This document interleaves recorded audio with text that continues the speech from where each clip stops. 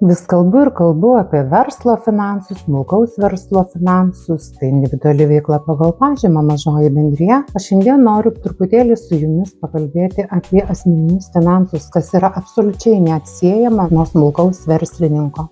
Jeigu teisingai planuoji savo asmeninius finansus, tai tikėtina, kad praeis ir verslas. O kaipgi tu planuoji asmeninius finansus? Ar naudoji taisyklę 50-30-20? Pasidalink komentaruose, tiesiog įdomu.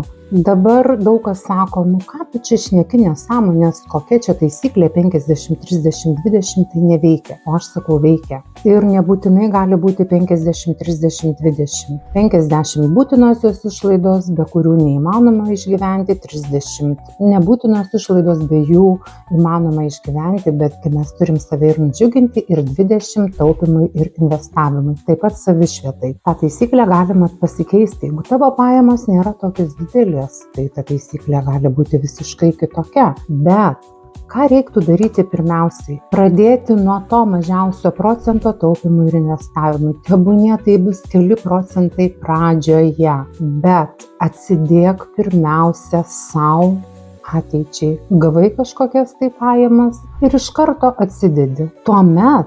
Tik tuomet, kai tu išsiugdysi šitą įprotį atsidėti dalį pinigų, tegul tai bus pradžioj po 10, po 15 eurų per mėnesį. Ilgainiui pamatysi, koks yra gėris kaupti pinigus savo ateičiai ir juos, žinoma, investuoti. Be galo daug kokybiško edukacinio turinio investavimo tema yra sukūrę mano kolegos Financial Lithuanians. Ir tikrai nuoširdžiai rekomenduoju pasižiūrėti jų kūrimą turinį. Tikrai pamatysi galimybės, kaipgi tu gali įdarbinti savo pinigus. Ir tada tą taisyklę 50-30-20 prisitaikysi procentaliai pagal save, tai pamatysi augantį tavo investicijų krepšelį. Tai arba eik į mano Linktree ir ten rasi nuorodą į Financial Lithuanians, arba įkelsiu į komentarus ir įdarbink savo pinigus, taikyk šitą taisyklę asmeniniuose finansuose. Kai tvarka asmeniniuose finansuose, tuomet atsiranda tvarka ir verslo piniginėje.